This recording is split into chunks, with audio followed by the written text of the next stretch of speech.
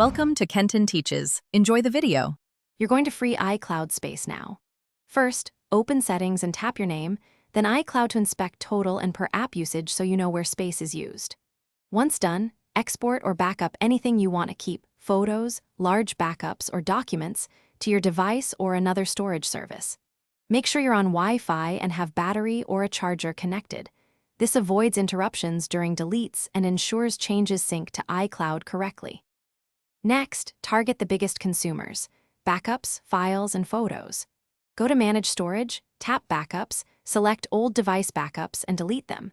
Confirm to free tens or hundreds of MBs or GBs. Then open Files or iCloud Drive to delete redundant documents and folders, and remember to check the recently deleted folder in Files and Photos to permanently remove items. Also disable app backups selectively if you don't need them. That prevents future automatic growth and keeps storage under control. Finish by reviewing Manage Storage to confirm space is reclaimed and adjust settings or downgrade iCloud Plus if you prefer lower capacity.